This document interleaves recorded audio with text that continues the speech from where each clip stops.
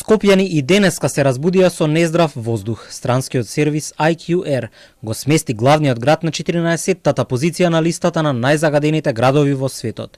Границата на отровни честички е многу над дозволената горна граница, со тоа што е измерена концентрација од 79 микрограми PM2,5 честички на метар кубен.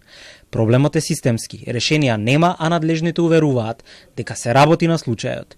Светската банка денеска изнесе поразителни бројки.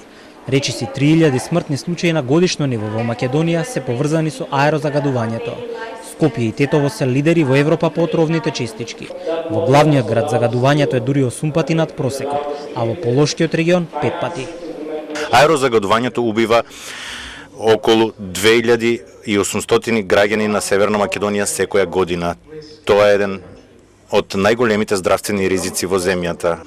И покрај забележителните подобрувања од 2019 година, аерозагадувањето е многу високо, особено во зимскиот период. Луѓето во Скопје и Тетово се изложени на особено високо ниво на токсични материи или она што го дефинираме како честички PM2,5 и ова е повисоко отколку другите земји во Европа. Домаќинствата користат неквалитетни начини за грејење. Урбаниот транспорт е причина плюс. Властите прстот го вперуваат во овие загадувачи, но проблемот се работи со конкретни мерки, уверува министерот за животна средина Меджити.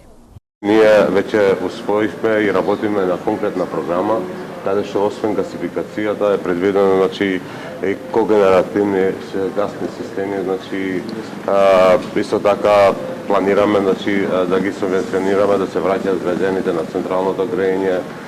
Сега во пракса ќе се предвиди едно силно централизирано тело кое што ќе се бави со инспекција во животната средина, кое што ќе може на сите објекти и по вертикала и по хоризонтала да може да прави инспекција, да не си предаваме надлежности или да не си даваме можности за образложенија не е моја надлежност.